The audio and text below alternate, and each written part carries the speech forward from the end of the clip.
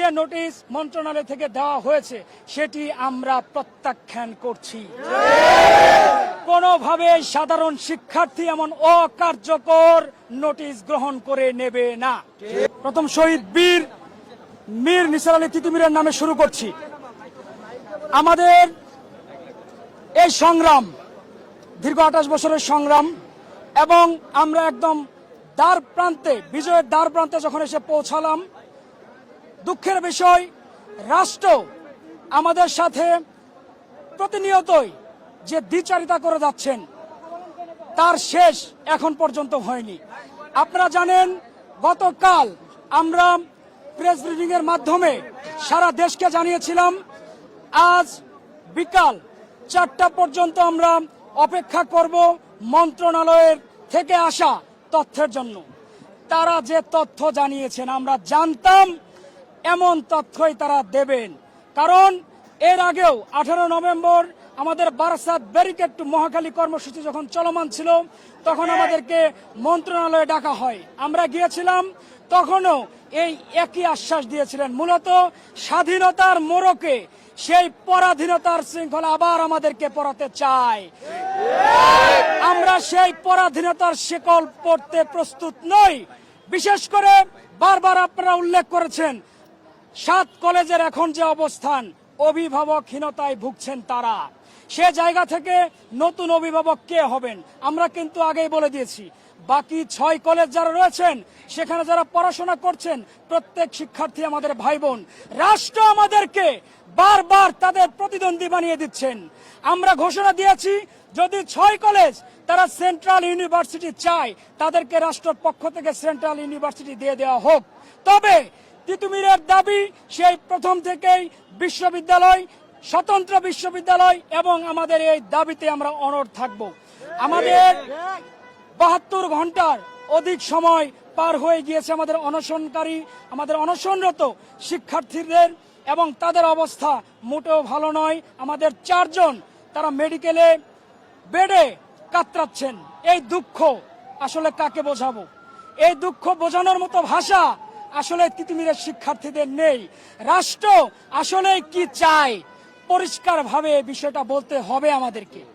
আজকে ঘোষণা ছিল Barasat barricade two Dhaka north city, অর্থাৎ ঢাকা উত্তর তিতুমীরের শিক্ষার্থীরা ব্লকেট করে দেবে।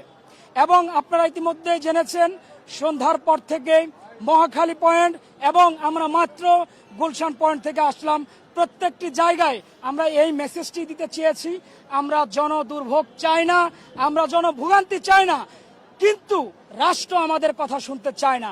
আপনারা যদি আলোচনা করতে না চান সরাসরি বলতে হবে আমরা আলোচনার জন্য প্রস্তুত নই। তবে শুধুমাত্র, আবারও বলি, শব্দটি যদিও শুনতে ভালো লাগে না, সেই মূলা ঝোলাবেন না। সেই মূলা ঝোলানো আশ্বাস তিতুমীরের শিক্ষার্থীরা আর গ্রহণ করতে রাজি নয়। আপনারা মন্ত্রণালয় থেকে দায়িত্ববান একজনকে পাঠান। আপনারা গত 2 দিন আগে একজনকে পাঠিয়েছিলেন, নাম বলবো না। তিনি এসে শিক্ষার্থীদের সাথে কথা বলেন।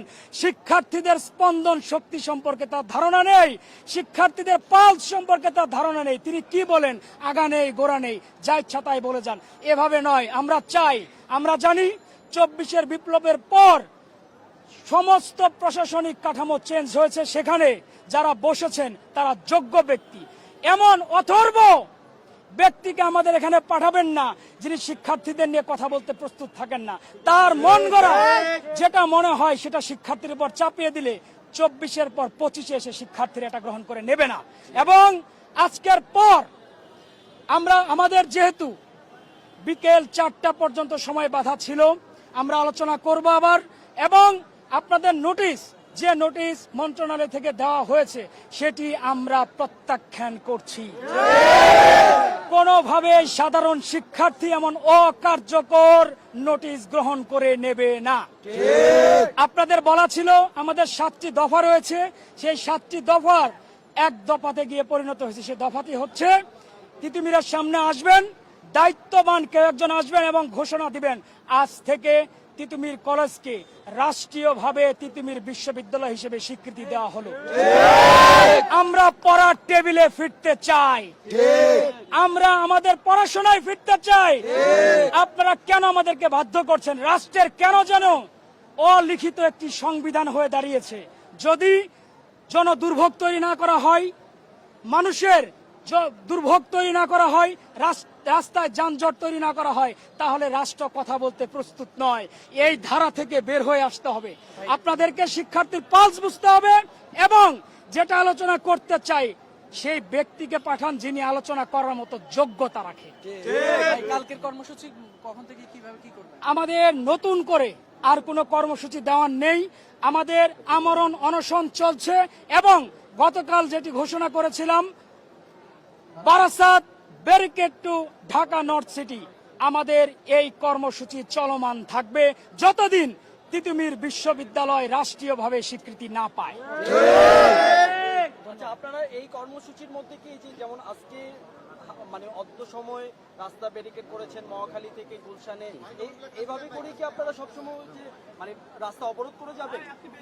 দেখুন, আমরা যার আদর্শ ধারণ করি তিনি হচ্ছেন বীর তিতুমির। তিনি আমাদেরকে বুদ্ধিভিত্তিক আন্দোলন করতে শিখিয়েছেন। আপনারা জানেন আজ ইজতেমার জন্য আমাদের মুসল্লিরা যাচ্ছিলেন, সেই কথা বিবেচনা করে আমরা সকাল থেকে দুপুর পর্যন্ত আমাদের অবস্থান কর্মসূচি, আমাদের মিছিল, আমাদের রাস্তা ব্যারিকেড সব শিথিল রেখেছিলাম যেন কোনো দুর্ভোগ তৈরি না হয়। আমরা অপেক্ষা করছিলাম 4টা পর্যন্ত, আসলেই তারা কি সুবার্তা দিতে পারবেন কিনা। 4টার পর যেটা দেখলাম সেটার জন্য আমরা মোটেও প্রস্তুত নই। দয়া করে এমন তাল বাহানাপূর্ণ কথা বলে দাঙ্গা লাগাবেন না। এই দাঙ্গার জন্য দায়ী আপনাদের সেই অকার্যকর প্রশাসনই থাকবে।